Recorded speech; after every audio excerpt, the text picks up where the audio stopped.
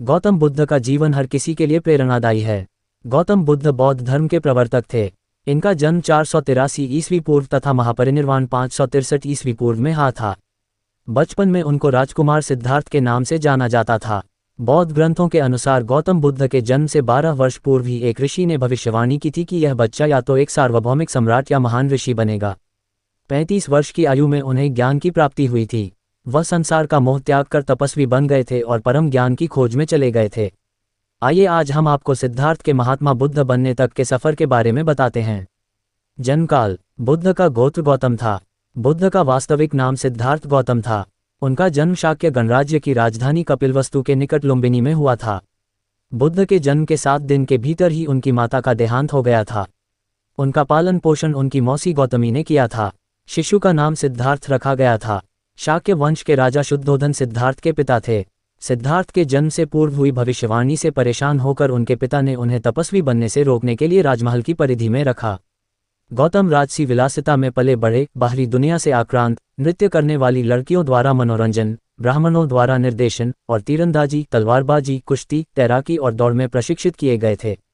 कम उम्र में ही उनका विवाह राजकुमारी यशोधरा से करा दिया गया। दोनों का एक पुत्र भी हुआ जिसका नाम राहुल था। गौतम बुद्ध की वजह से बदल गया इस स्त्री का जीवन, जाने कैसे। सिद्धार्थ बचपन से ही अत्यंत करुण हृदय वाले थे। वह किसी का भी दुख नहीं देख सकते थे।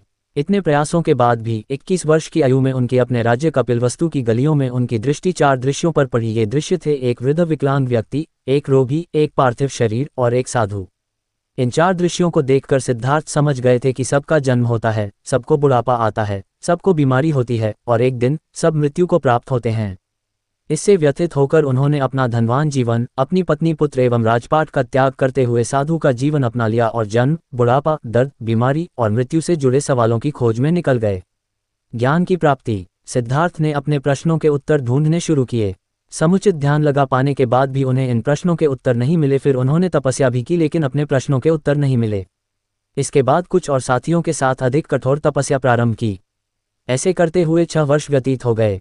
भूख से व्याकुल मृत्यु के निकट पहुंचकर बिना प्रश्नों के उत्तर पाए वह कुछ और करने के बारे में विचार करने लगे थे। एक गांव में भोजन की तलाश में निकल गए, फिर वहां थोड़ा सा भोजन ग्रहण किया।